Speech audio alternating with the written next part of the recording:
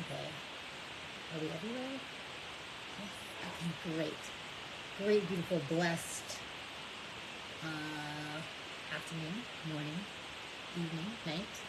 It is a Wednesday. Wednesday, May 29th. Holy moly, there's only a couple days left in this month. It's crazy. Okay. Happy day 25 of 1 Minute Lupus Lessons, of Lupus Awareness Month. Throw your L's up, Lupis.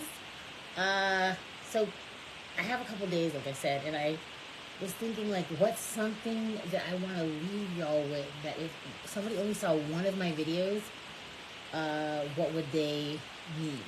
So I'm thinking today we're going to talk about what to ask, questions to ask if you are freshly diagnosed, things like that you want to know right away, or if somebody you know is newly diagnosed, just send them this video, and we'll have, some you and me time. This is what we're going to tell the doctor. This is what we're going to ask the doctor. This is what we're going to look up on our own. This is what we're going to have our family and friends look up on to help us, okay? So, I thought if it was me and I was freshly diagnosed in 2024, what would I do first? I'd probably go to the Googles. So the Googles say, or at least I Googled question to ask when diagnosed with lupus. And, a Google page comes up and it's a bunch of stuff. So the very first blurb says, when you're newly diagnosed with lupus, you can ask your doctors questions about treatment, lifestyle changes, and other considerations. I don't agree with everything that I've seen here. Hey, Darren. Having a great time on your vacation. I see you bragging on beaches and stuff. Amazing. Thank you for being here. Hey, Deb. Thank you for being here. I miss you, girl. We got to link up. We got to link up soon. Okay, so treatments. What are the treatment options? What medications will I need to take? What are the possible side effects of my medications, and could they make my symptoms worse? How long will I need to be on these medications? So I somewhat agree with these questions. Like, they will, they're going to slow roll you with those things. These are the things that you should be writing down, though. Take notes on what the doctors tell you, because you're not going to remember everything. I have a Bible. I have a huge book for different phases of disease, okay? So, like, my flare-ups, my major flare-ups are separated in different folders, like big folders with notebooks inside that have, like, the appointment paperwork. Like, they give you, like, a, receipt type situation that gives you the summary of what happened. Hey, Craigles! Oh, my goodness! So long. How are you?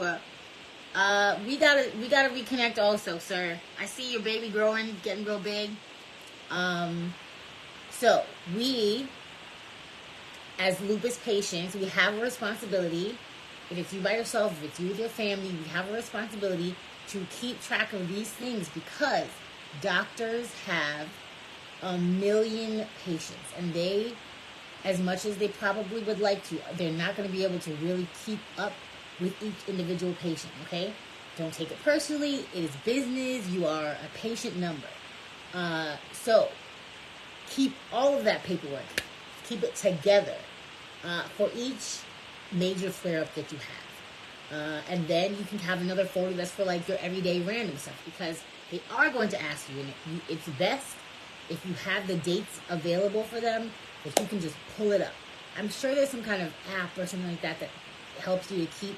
Thank you so much, Craigles. This is purple flowers for Lupus Awareness Month. There's probably an app for it. I'll look it up. If I find one, I'll put it in the description. So yes, keep all that together. Then it says, lifestyle changes. Do I need to avoid the sun? Which, if you look that up and ask that question, you would know that, yes, you do need to avoid the sun for the most part. What can I use to protect my skin from the sun? How can I manage fatigue? Will I need to limit my normal activities, like exercise? Are there any exercises that might help? Should I follow a certain diet or avoid certain foods? should I take vitamins or supplements? I like that that's what it says on the Google page because I have videos about each specific one of those questions. So, scroll through, go to the playlist on my YouTube, watch all of those videos. They're not very long. You can answer all of those questions. Google tells you to ask, okay? Other considerations. What are the possible causes of my symptoms? What tests do you recommend? If the tests don't identify the causes, what additional tests might I need? Should I see a specialist? If I'm considering pregnancy, should I discuss this with you? Some medications can't be used during pregnancy. How often should I have checkups? Okay, all of these questions are kind of things the doctors are going to go over with you anyways. You're probably not going to need to ask these questions. You are going to definitely see specialists. You are definitely going to, need to consult your doctor with every move you make from now on, kind of. So, if they're going to schedule you for it, if you're not like an active flare, at least like 3 months, maybe 6 months if you're doing really, really good. Regular doctor's appointments, because your blood levels can change. You can look and feel totally normal. Your blood levels tell the story. So, regular blood testing, especially if like there's all kinds of extra stuff depending on what you do with your life. Are you a smoker? Are you having sex with people? Are you, like, all kinds of testing needs to be done on a regular basis that maybe normal people don't have to have on all the time. And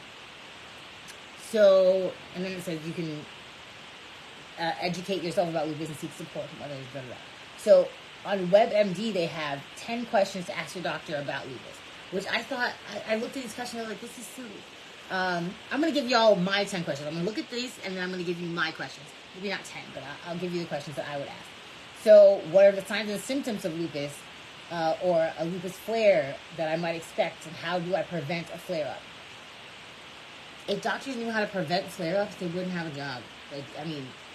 They've been researching this. We don't know exactly how to effectively stop a flare-up for everyone. It's you. You're going to have to know your signs and symptoms. You write all the things down that you notice every time you're getting a flare-up. These are the things. I know my thing. It's got to be 3 heavy stressors. 3 heavy stressors. Lack of sleep and 3 heavy stressors.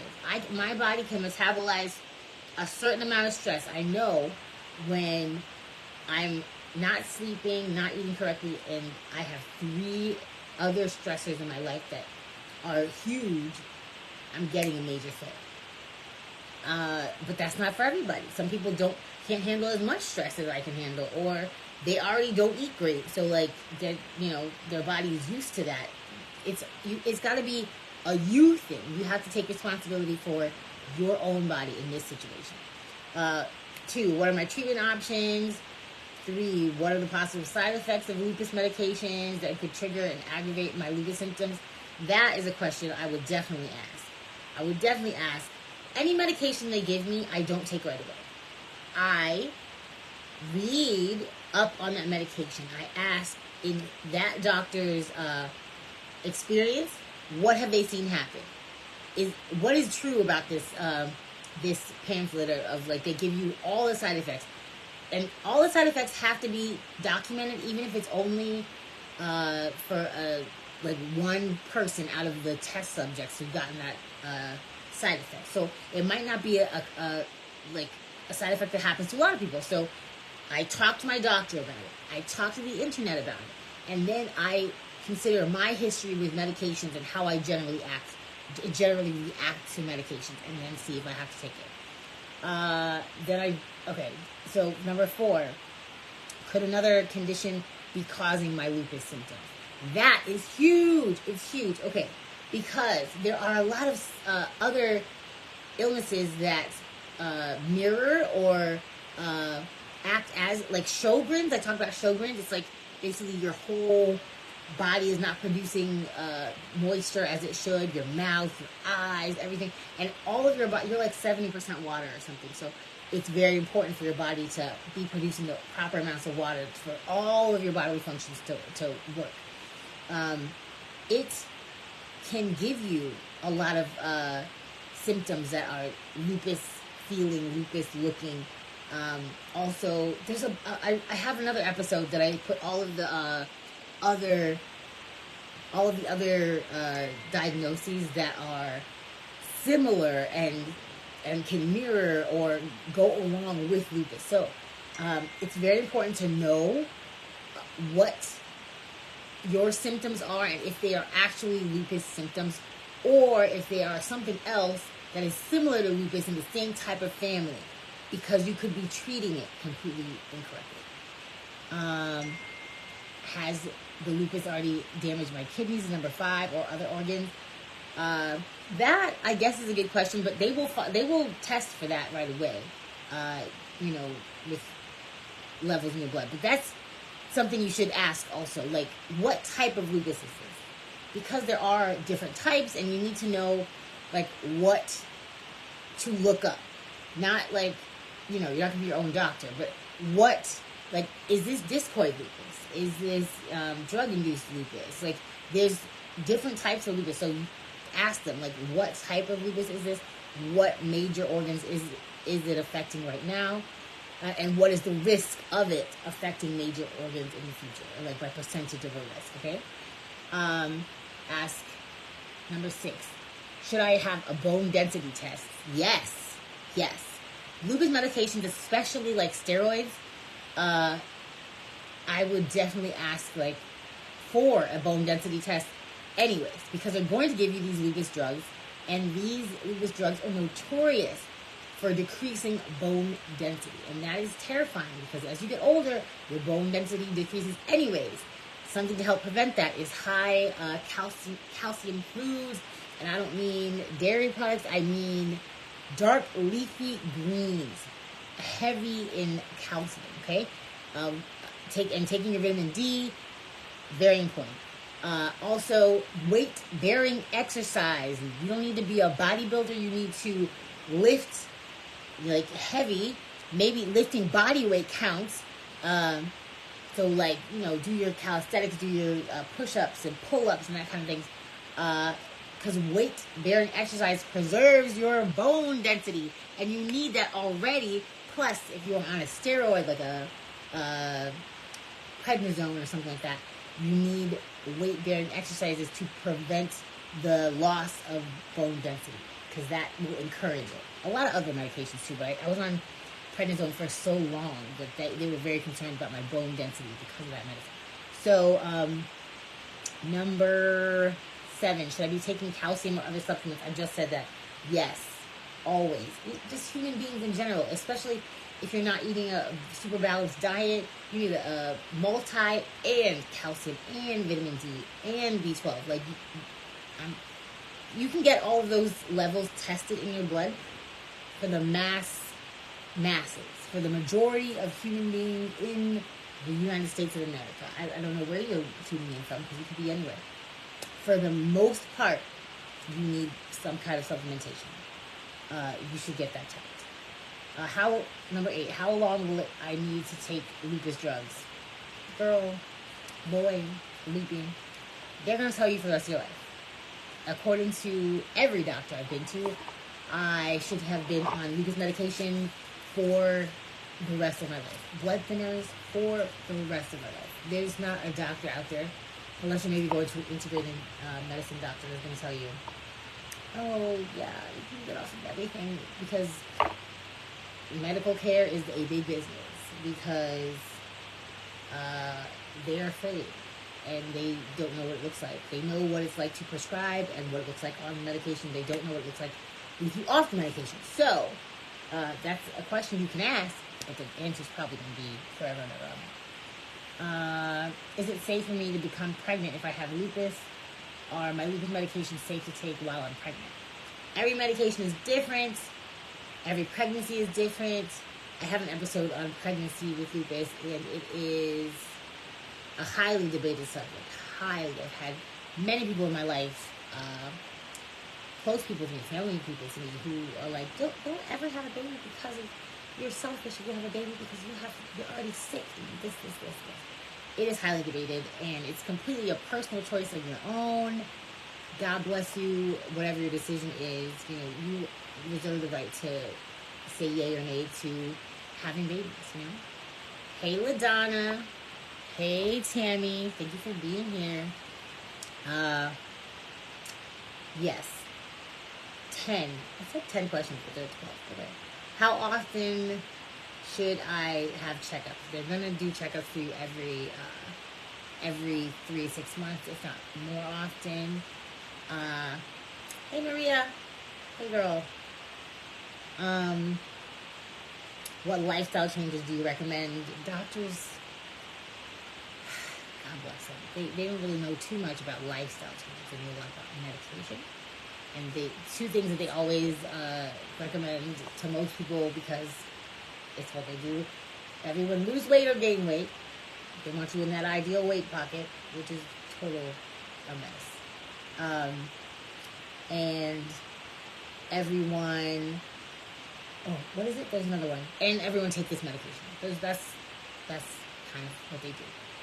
They don't, it's what they're taught, and it helps some people, and that's great.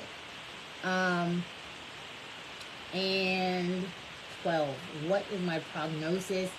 What does the future look like?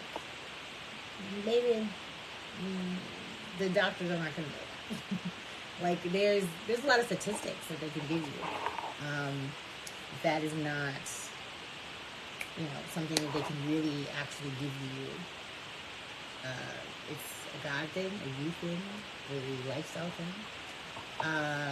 So something that they don't mention in any of the lists that I've seen, that was probably 4 lists, and that one was kind of good, comprehensive.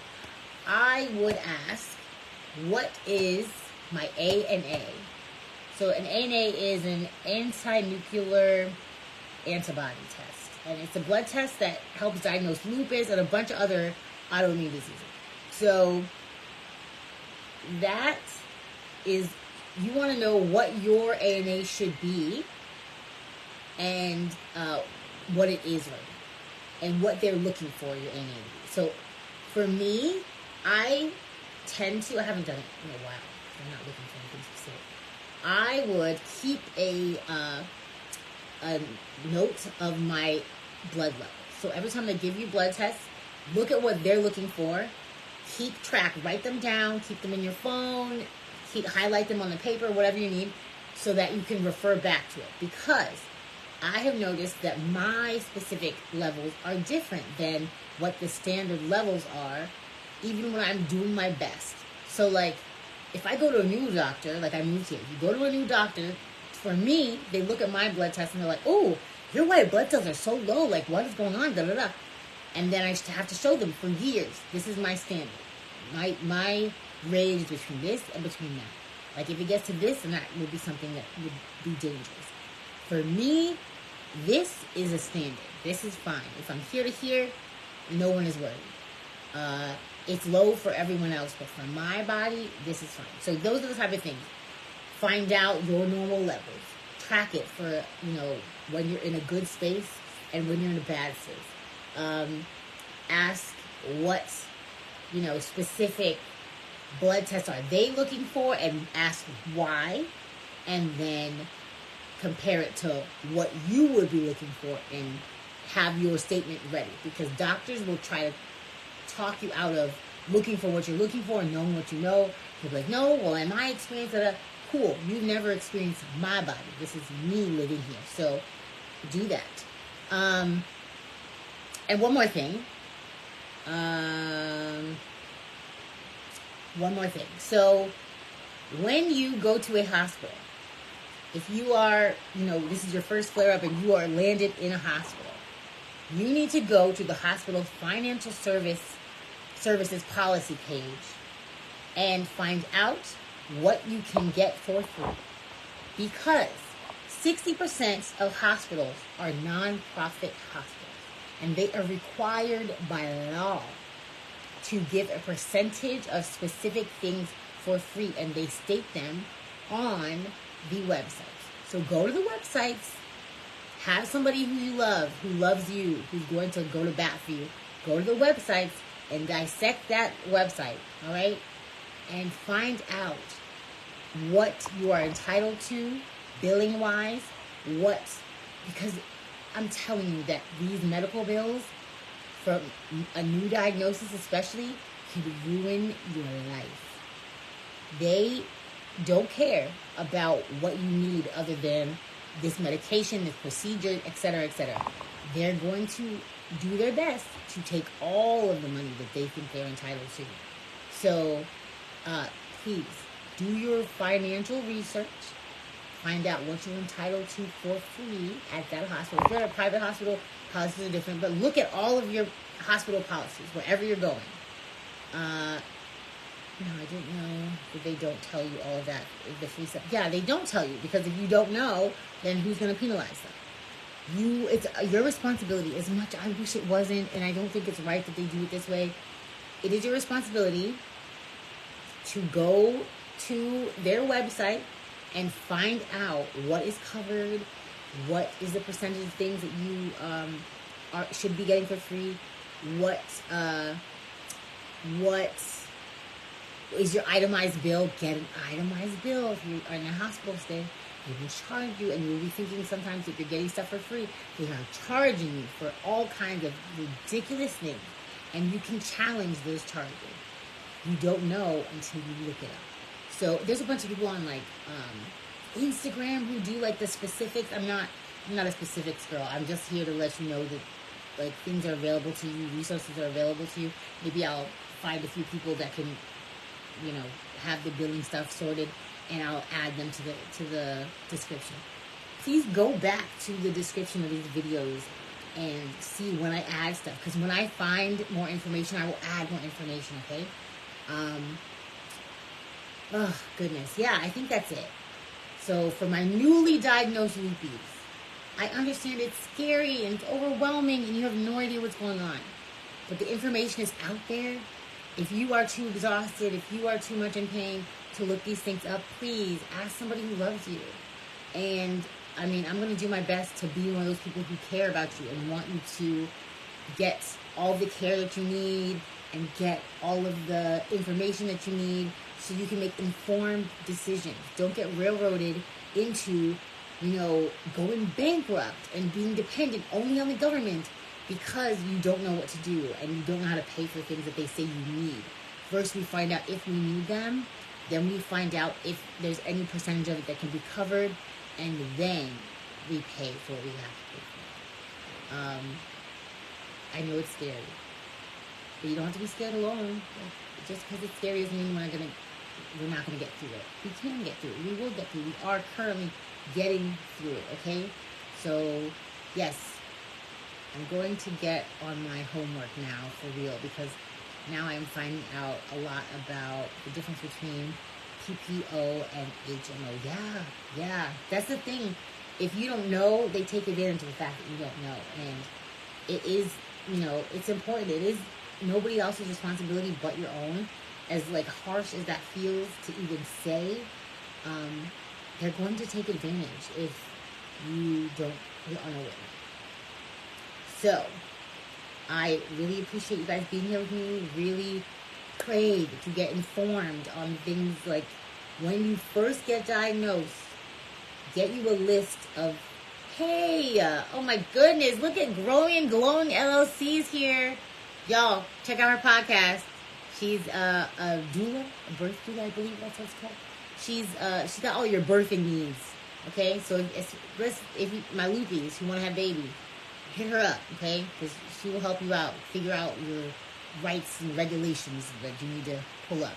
So, yes, so if you need to be informed about anything when you're newly diagnosed or someone you know, someone you love is newly diagnosed, please bust out a list.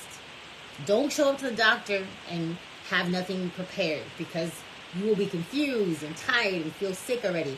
Have it written down so you can refer to it. This is the list. This is what I need to know. Please.